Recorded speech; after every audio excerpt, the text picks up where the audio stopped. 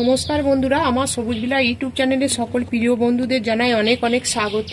আশা করি আমার ভিডিওটি যে যেখান থেকে দেখছেন নিশ্চয়ই সকলে ভালো এবং সুস্থ আছে।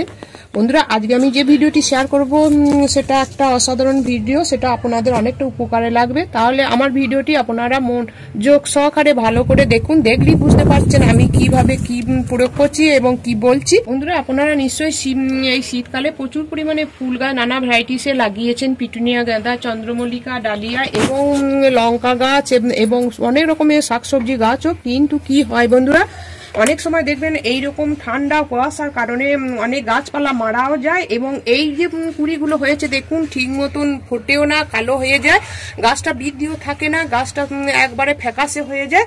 তাই এই পরিস্থিতিতে নির্দিষ্ট ধরনের কিছু বিশেষ সার ব্যবহার করলে আপনাদের ছাদ বাগানের এই গাছগুলোকে আপনারা সবুজ, স্বাস্থ্যকর এবং প্রচুর পরিমাণে ফুলও আনতে পারবেন। কিন্তু যে কোনো সার দিলেই তো হবে না বন্ধুরা, শীতের মৌসুমে গাছের জন্য কোন কোন সার সবচেয়ে নিরাপদ এবং সেইটাই আমি আজকে জানাবো। কোনটা আজকে আমি যেটা দেবো সেটা খুবই গাছের জন্য খুবই ভালো, মাটির স্বাস্থ্য বজায় রাখবে, গুণাগুণ বজায় থাকবে, প্রচুর পরিমাণে পুষ্টিও পাবে। দেখুন বন্ধুরা, এখানে রয়েছে এইটা হচ্ছে, এটা দেখলেই বুঝতে পারছেন, এটা হচ্ছে ঘুটে ভিজানো জল। এটা আমি নিম পাতা দিয়ে একটু গুড় দিয়ে এটাকে ভিজতে দিয়েছিলাম 5-6 দিন।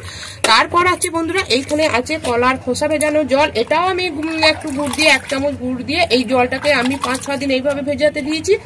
এই জলটা আমি 15 থেকে 20 দিন অন্তর এই লিকুইডটা দুটো সমান করে এটা প্রয়োগ করি। কারণ এই সব গাছে দেখতে পাচ্ছেন বন্ধুরা প্রচুর করে নাইট্রোজেনেরও দরকার, আবার পটাশিয়ামের দরকার। তাই আজকে এই লিকুইডটা যদি আমরা প্রয়োগ করি তাহলে এইটা গাছগুলো সম্পূর্ণ তার রূপ বদলে যাবে। তাহলে দেখুন বন্ধুরা, এইখানে আমি নিয়েছি 4 থেকে 5 লিটার জল। 4 থেকে 5 লিটার জলের মধ্যে আমি এই লিকুইডটা 1 লিটার নেবো, দিয়ে একটা ছাঁকনির সাহায্যে বা এইরকম একটা ঝাঁঝুরির সাহায্যে আপনারা ছেঁকে নেবেন। তারপর এইখানে নেবো কলার খোসা ভেজানো জল।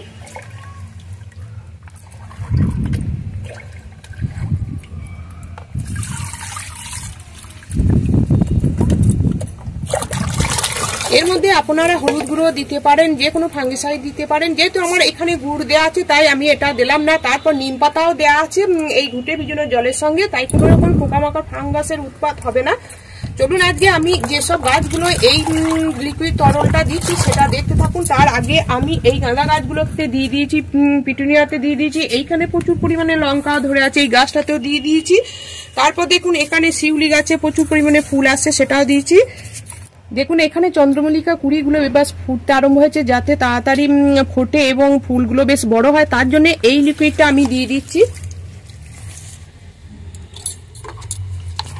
এখানে দেখুন বন্ধুরা, বুগেনভেলিয়া গাছটা কি সুন্দর ফুলটা এসেছে না, কত সুন্দর। আমি এইখানটা এই গাছটাতে গোড়াতেও দিয়ে দিচ্ছি।